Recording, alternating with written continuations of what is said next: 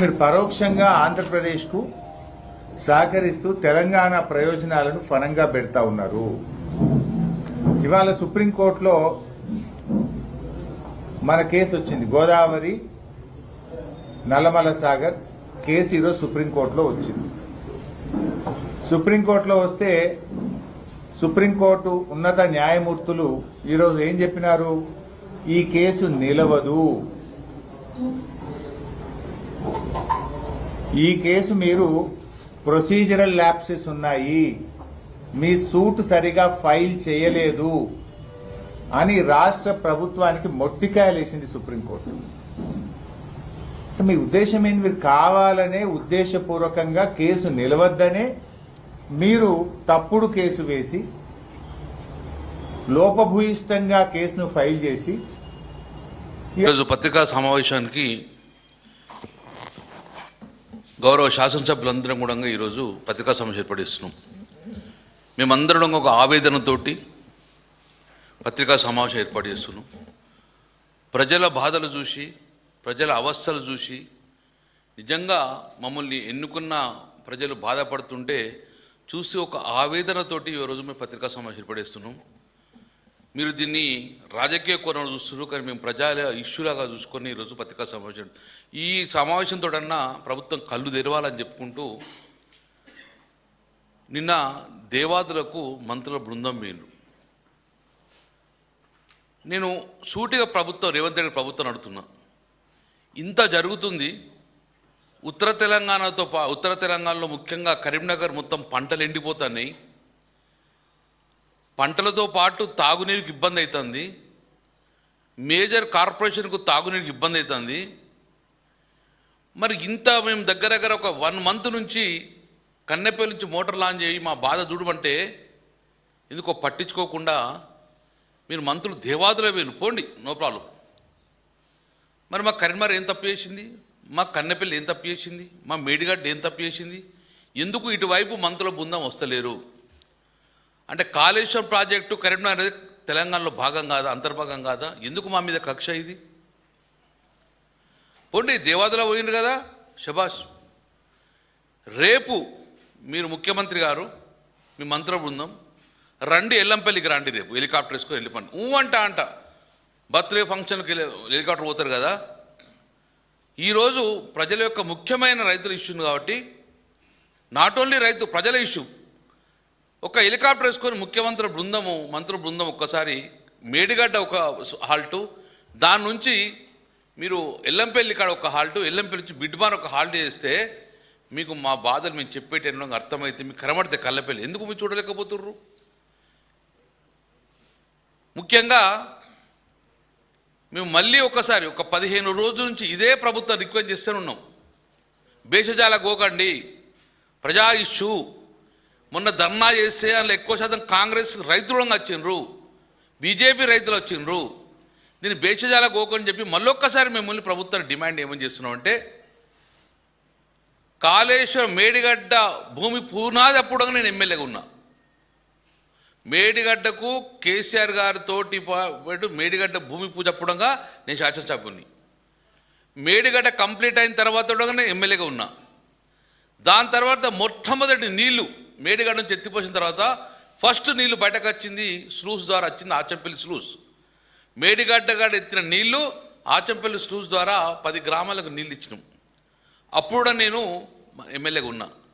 First నుంచి ఉండబట్టి నాకు అవగాహన ఉంది. కాబట్టి ముఖ్యమంత్రి గారు మీరు 93 ఫ్లో ఉంటేనే మీకు అక్కడ కన్నెపల్లి నీళ్ళు మోటార్ ఆన్ చేయొచ్చు, 97 నడుస్తున్నాయి ఫ్లో.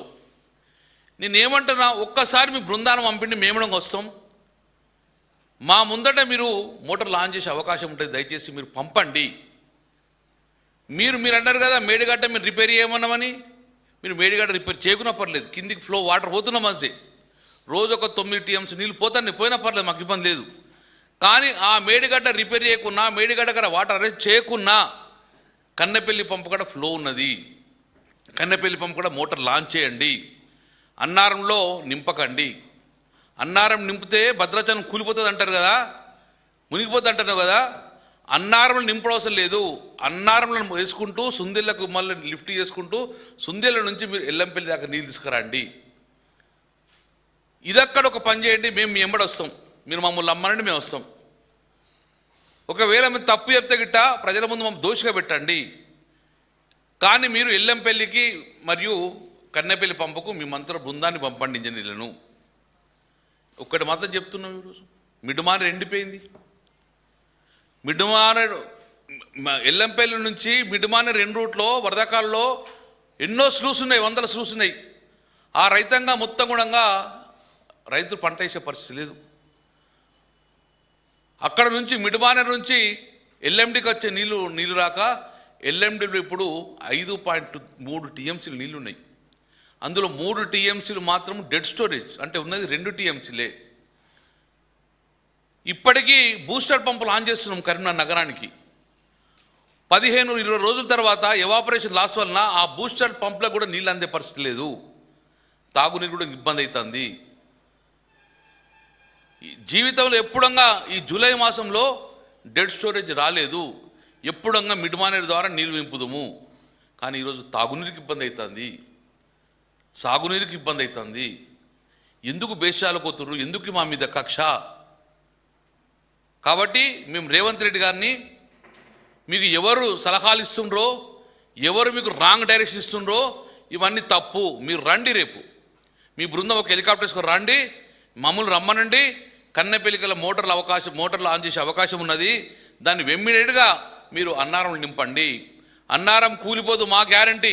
మేము కూడా సివిల్ ఇంజనీర్ చదువుకున్నాం. మేము అన్నారంలో 2 టీఎంసీలు నీళ్ళు వాగానే మీరు మళ్ళీ లిఫ్ట్ చేసే అవకాశం ఉన్నది. సుందీల నుంచి డైరెక్ట్ ఎల్లంపల్లికి అవకాశం ఉన్నది. ఎల్లంపల్లి నుంచి క్లియర్గా ఉన్నది, ఎక్కడ రిజర్వ్కి ఇబ్బంది లేదు.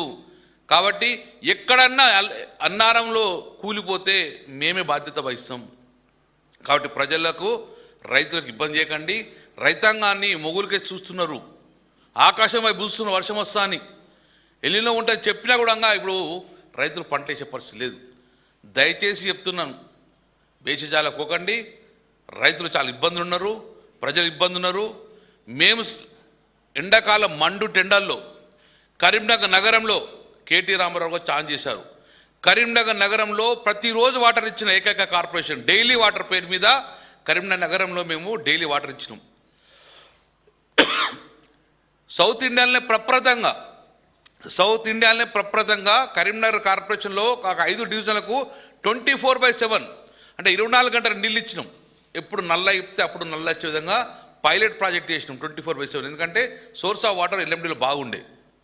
కానీ ఈరోజు డైలీ వాటర్ వేయింది, 24/7 వేయింది. 2 రోజులకోసారి నీళ్ళు ఇచ్చి అది కూడా మడ్ వాటర్ ఇచ్చే పరిస్థితి వచ్చింది కరీంనగర్ నగరాన్ని. మా గొంతులు ఎండిపోతున్నాయి. మేము ఆవేదనతో మాట్లాడుతున్నాం, మా గొంతులు ఎండిపోతున్నాయి, మా పంటలు ఎండిపోతున్నాయి. మా పంటలను పండించే పరిస్థితి లేదు. కాబట్టి ఇమ్మీడియట్గా బేసిజాలు పోకండి. మా రైతాంగాన్ని బాధలు చూసి ఇమ్మీడియట్గా మీ మంత్రుల బృందము మీరు వచ్చి కన్నెపల్లి విజిట్ చేసి అక్కడ నీళ్ళ అవకాశం ఉంటేనే మోటార్ లాంచ్ చేయండి. నీళ్ళ అవకాశం ఉన్నది, మీరు మోటార్ లాంచ్ చేసే అవకాశం ఉన్నది. ఎవరి మాట వినకుండ్రి. మేము శాసనసభలో అందరూ చెప్తున్నాము, ఒక్క స్విచ్ ఆన్ చేస్తే మా ఎల్ఎండిలో నీళ్ళు పడతాయి, ఒక స్విచ్ ఆన్ చేస్తే మా మిడ్మానర్కి నీళ్ళు వస్తాయి. ఆ విధంగా ఆలోచించమని చెప్పేసి ముఖ్యమంత్రి గారికి, వారి మంత్రి బృందాన్ని కూడా మరొక్కసారి మరో దేవాదులే కాదు, మా ఎల్లంపల్లి, మా కన్నెపల్లి సందర్శించని చెప్పి మా యొక్క గౌరవ శాసనసభ బృందం మీ కాంగ్రెస్ పార్టీని మరియు మీ మంత్రుల్ని, ముఖ్యమంత్రి డిమాండ్ చేస్తున్నాం.